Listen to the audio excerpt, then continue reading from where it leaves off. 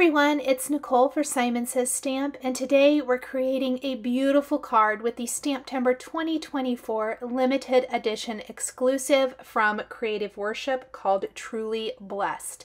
We're going to create this beautiful floral card using the Truly Blessed stamps and dies and the Simon Says Stamp double plaid cover die. I have a 4 1/4 by 5 1/2 inch background of Hammermill smooth white cardstock.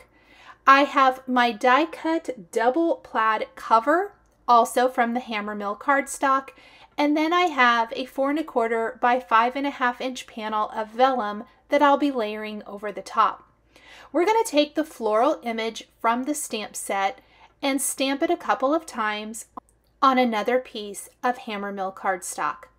Right now, I'm laying out my floral and the sentiments that I think I want to use from my stamp set so that I have an idea of how many of these images I need to stamp. Spoiler, I already told you it was going to be 2, but I think it's going to be awesome. So on the background, the 4 1/4 by 5 1/2 inch panel, I have ink blended some Salvaged Patina Distress Oxide ink into the middle of that panel. I'm going to then take it and place it in a box to protect my work surface. I like to use a plastic box, and I'm going to spritz it with just a couple of sprays of the Distress Oxide Salvaged Patina Distress Oxide spray. That's going to give it even more of that distressy look. On another piece of Hammermill cardstock, I am prepping it with my powder tool from Simon Says Stamp. And then we're going to stamp our floral image twice with some Simon Says Stamp clear embossing ink. I do want to make sure that I ink up the image probably a couple of times to make sure I get a really good stamped impression. I'm going to flip my cardstock. I am using a larger piece, stamp it again, and then we're going to heat emboss with that white embossing powder.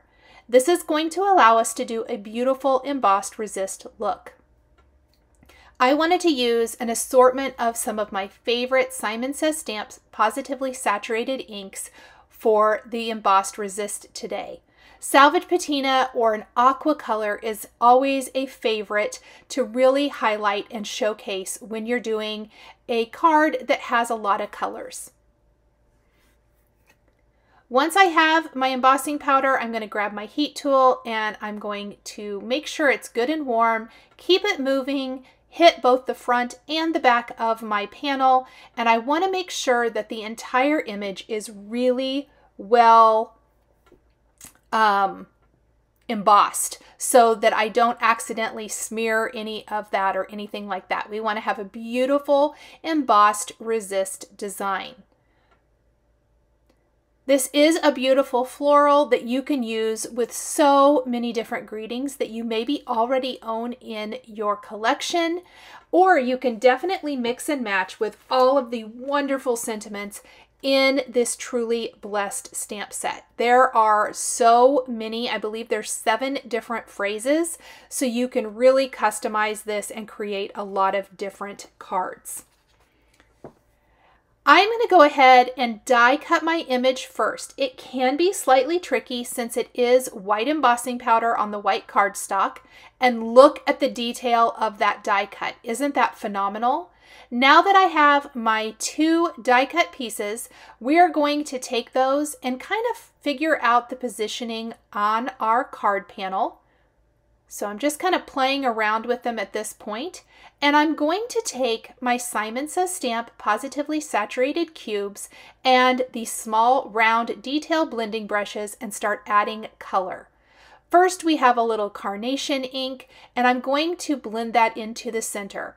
I love these small round blending tools when you want to have a lot more control about where the color is applied on any kind of a card.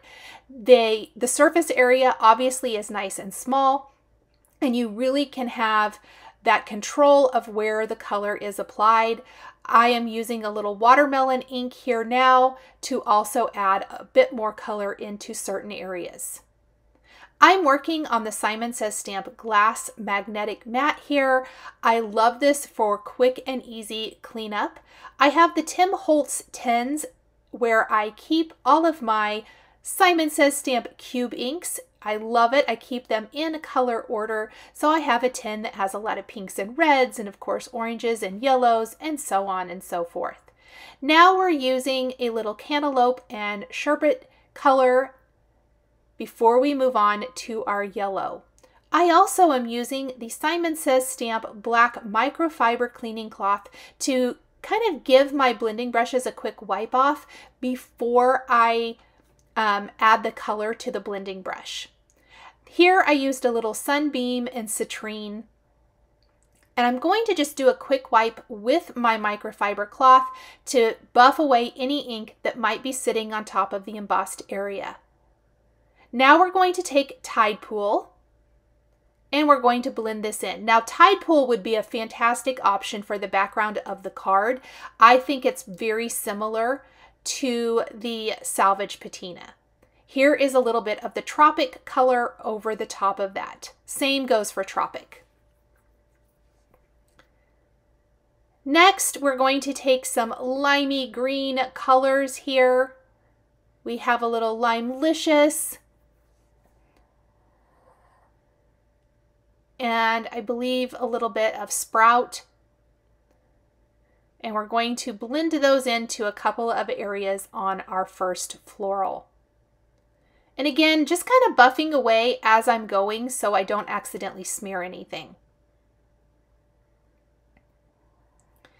We're going to take a little bit of the blush color now, and we're going to blend that into a couple of areas, especially the berry areas. It's going to be a little bit peacher kind of red color, and I'm going to leave it at that for now. We're going to take our second stamped and embossed floral image, and this time we're going to move on to a little bit more of our aqua, so sea foam and surf, but also some blues and some violets.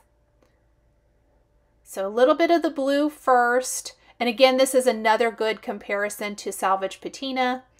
Then we're going to have a little bit of marine and cadet.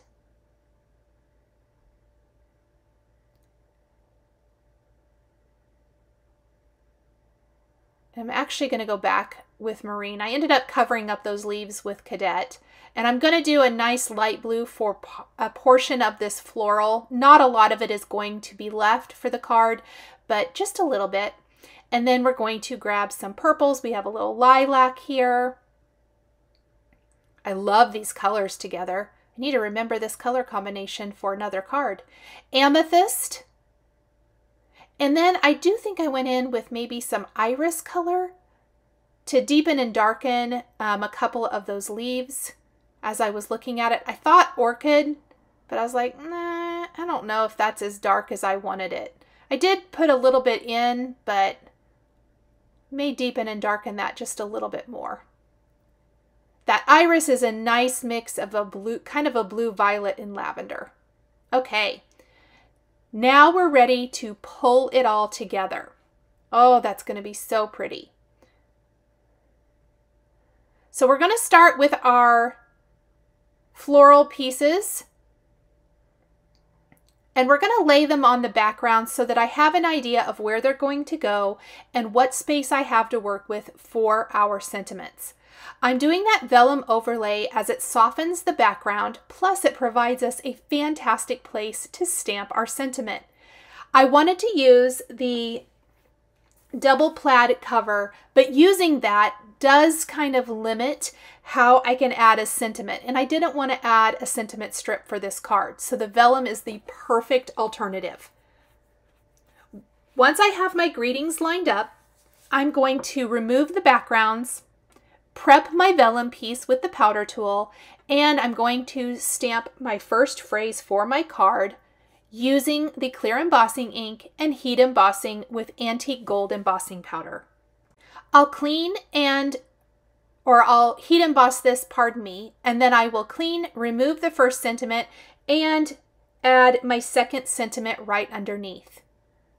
We're going to stamp and emboss that also with the antique gold embossing powder right underneath there. Once we have our sentiments, it's time to pull it all together. To do this, we want to glue our double plaid cover directly to our Salvaged Patina Distress Oxide inked and sprayed background.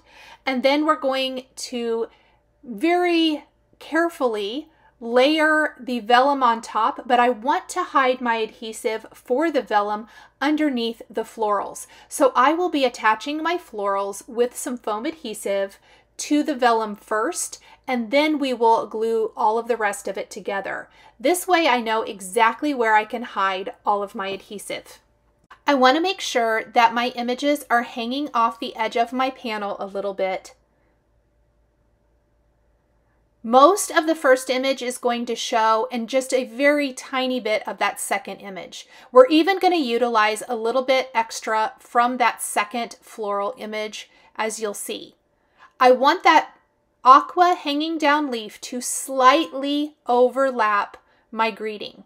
We're going to snip away anything hanging off the edge. And I noticed a spot that needed a little bit more foam.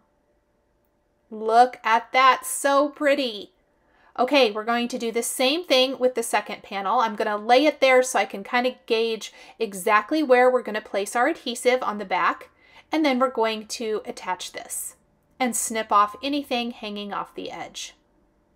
I'm using a combination of the large and small foam adhesive squares from Simon Says Stamp for this. We're just framing up that beautiful sentiment on our card. So we're just going to snip down one side and then snip that big section all at once. And there is a really good representation of how that's going to look. So pretty and so soft.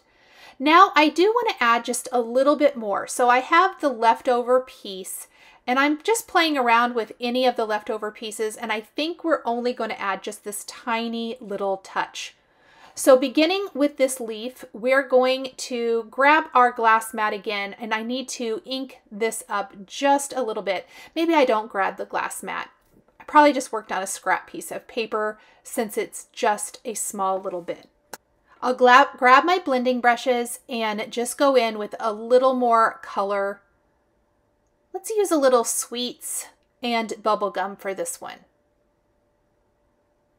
Hardly any of this part of the floral arrangement is going to show, just a very tiny bit along the edge. Once I have ink blended or done the embossed resist, I do want to make sure I wipe this off, just like before, so that any of the ink sitting on top of the embossed area doesn't smear across my project. And again, we're going to piece a little bit of foam on the back of this, and I just want it coming in from the right side of the card.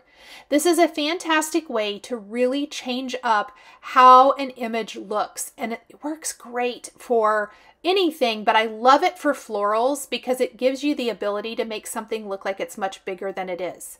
Now there's a teeny tiny little piece sticking in there, and I thought I would ink it, and then I was like, nah. I just went ahead and popped it off because it was very delicate. And I love how that looks. So I'm using the glue press that's going to run this thin line of glue along the back of the double plaid cover.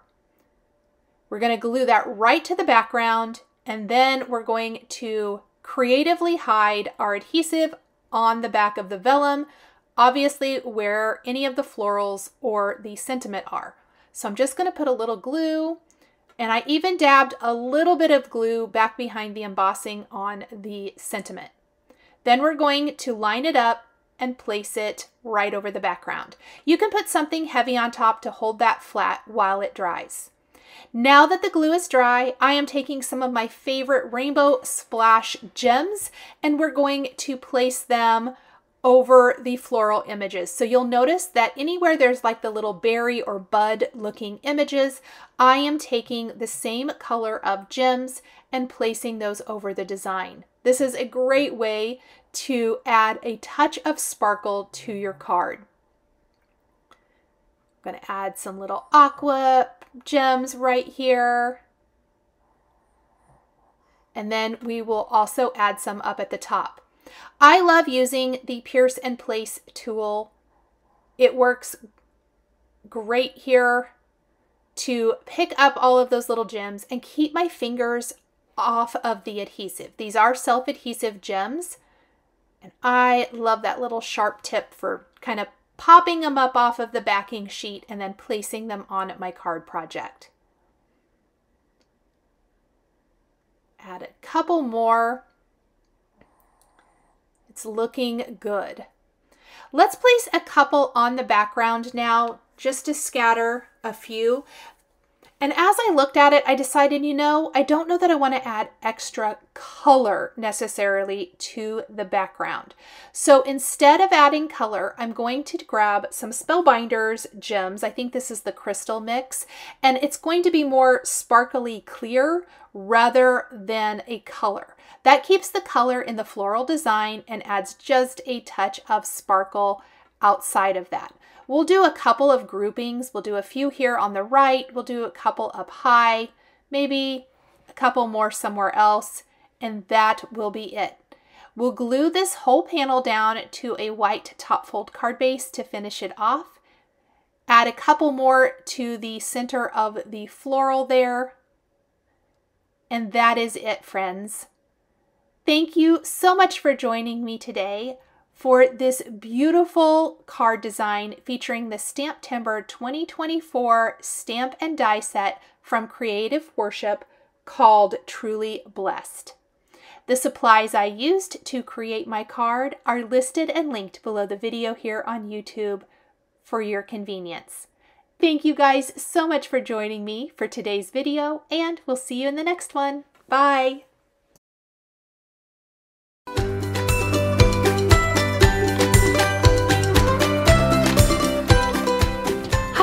I'm Heidi, Simon's mama and founder at simonsaysstamp.com. Thank you so much for watching our video. If you like what you just saw, be sure to press the thumbs up and subscribe to see more great content.